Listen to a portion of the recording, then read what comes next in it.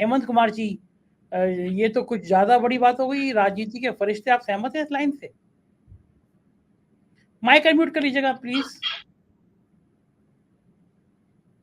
सहमत असहमत की बात नहीं है, वो उनका अपना नजरिया है। मैं ये सिर्फ ये कहना चाह रहा हूँ, अभी जो मेरी जो शुरुआती बातचीत में, कि जो ये पूरा जो उनके बारे राहुल गांधी के बारे में जो पूरा नैरेटिव लेकर के बीजेपी सामने आई है, पहले उनको पप्पू कहा करती थी, अब वो रावण कह रही है। तो ये जो पूरा नैरेटिव है वो इस रूप में सामने आ रहा है कि बीजेपी किस स्तर पर जाकर के राहुल अपने अपोजिशन के खिलाफ कार्रवाई करने की पोजीशन में है। जैसे बिधोरी साहब ने जो संसद में कहा था, वो उसको आप देख लीजिए।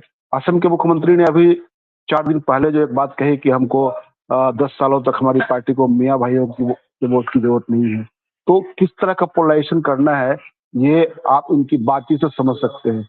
व्यक्ति के लेवल पर इनको विपक्ष नहीं चाहिए, विपक्ष का नेता नहीं चाहिए, इनको मीडिया नहीं चाहिए, इनको सवाल करने वाले पत्रकार नहीं चाहिए। तो ये तमाम तरह की जो विरोध की आवाजें हैं, जो इनके सामने खड़े हैं, उनको ये चाहते हैं कि इनको सीन से गायब किया जाए। तो राहुल गांधी के खिलाफ जो ये नैरेटिव कर रहे हैं, उस नैरेटिव के पीछे ही मकसद है कि उनकी पूरी जो छवि है उसको धूमिल की जाए। और मैंने कहा कि उनको पप्पू से लेकर के यहाँ तक आए, अब रावण बताया जा रहा है। लेकिन मेरा दूसरा सवाल है कि आखिरकार ये जो जुबानी जंग चल रही है उधर से, तो जो इंडिया गठबंधन है उसके वो क्या कर रहा है? आप उनके साथ, उनके खिलाफ आप किस तरह की रणनीति पर अमल कर रहे हैं? आप तो कोई बड़ा आंदोलन खड़ा नहीं कर रहे हैं। आप जो जुबानी जंग में और प्रेस के जरिए जो डिबेट में इसके आगे नहीं बढ़ पा रहे हैं। तो इंडिया गठबंधन के सामने ये चुनौती है कि आप इन चीजों का जवाब देने के लिए अपनी रणनीति में कितना बदलाव करते हैं। आप क्या जन आंदोलन के लिए तैयार हैं? आप देशव्यापी किसी आंदोलन, किसी एजेंडे को लेकर के सामने आंदोलन करना चाहते हैं? क्योंकि आपके साथ एजेंडा है, जैसे आप कह रहे हैं कि अब जाति जनगणना जो है देश भर में होनी चाहिए, सभी जगह होनी चाहिए, तो आप इसको एक आंदोलन का मुद्दा बनाइए। तो उनके साथ आप ये पप्पू से लेकर के रावण के नैरेटिव में फंसने से बेहतर है, मुझे लगता है कि आपको इसको आगे ले जाना पड़ेगा, क्योंकि जुबानी जंग से अब काम नहीं। उनकी जुबानी जंग जो है उसमें आप फिट नहीं बैठ सकते हैं, उसको उसी रूप में काउंटर करके आप कुछ हासिल नहीं कर सकते हैं। आपको एक लंबी लकीर खींचनी होगी। और मुझे लगता है कि एक आंदोलन ही एक बड़ा इशू है जो इनके खिलाफ लोगों को गुलवंद कर सकता है।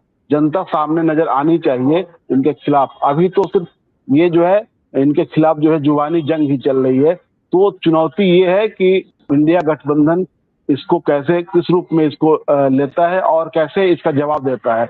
अब ये सिर्फ राहुल गांधी का मामला नहीं रह गया हुआ है, मामला इंडिया गठबंधन के सामने है, क्योंकि राहुल गांधी इंडिया गठबंधन के नेता है।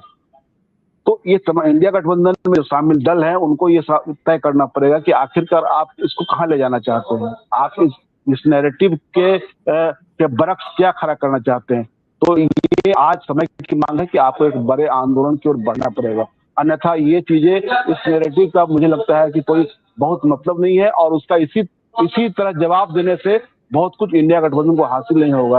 तो बीजेपी जो कर रही है उसके लिए वो उसको सूट कर रहा है। मैंने उदाहरण गिना है, अगर मान लीजिए किसी राज्य का एक मुख्यमंत्री अगर ये एलानिया तौर पर कहता है कि हमको 10 सालों तक उनकी वोट की जरूरत नहीं है,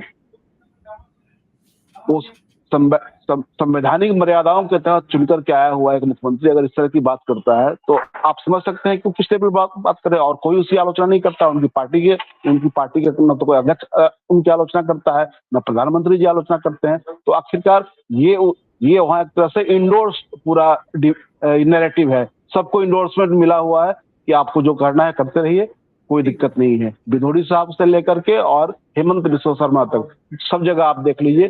तो ये नैरेटिव जो चल रहा है, इसका मुकाबला करने के लिए इंडिया गठबंधन के सामने ये चुनौती है कि आप बड़े जन आंदोलन की तरफ की गोलबंदी की तरफ बढ़े, तभी इनको आप जवाब दे सकते हैं।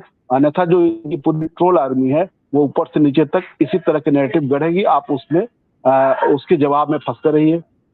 जी संजय जी, बिल्कुल ठीक कह रहे हैं कि जवाब देने की जगह जनता के बीच जाना बेहतर विकल्प है।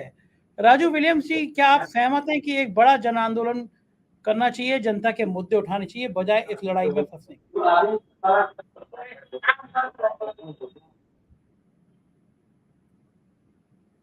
संजय, ये बात तो बिल्कुल तय है और इसके लिए कोई बहुत कोई बारीकी से विश्लेषण करने की और इसको यहाँ पे दोहराने की जरूरत नहीं। मुद्दों पे आना चाहिए और मुद्दों पर नहीं आना चाहती है भाजपा, और इसीलिए इस तरीके के तरीकाकार को वो अपना रहे हैं, जो आज का विषय है कि वो जो रावण के साथ उनको सिमरी यूज की है, उसके बराबर खड़ा किया। देखिए, मेरा मानना यह है कि जो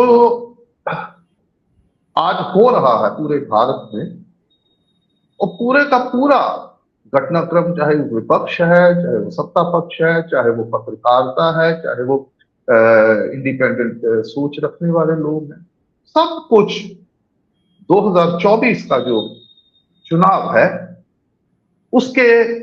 उसके प्रसंग में वो घटित हो रहा है। और ऐसा ये जो एक्स सोशल प्लेटफॉर्म एक्स पे किया है भाजपा ने, रावण वाला, ये भी उसी परिप्रेक्ष्य में देखना चाहिए। तो मुझे ऐसा लगता है कि भारतीय जनता पार्टी बहुत बड़ी रणनीति, एक स्ट्रेटेजिक गलती कर रही है राहुल गांधी को इस तरीके से पेंट करने की, उनके कैरेक्टर को इस तरीके से ध्वस्त कर। वो ये है कि ये जो राजनीति का ड्रामा है, इसमें भाजपा की पूरी कोशिश है कि नरेंद्र मोदी जी को एक हीरो के तौर पे उभारा जाए, और वो उभार रहे।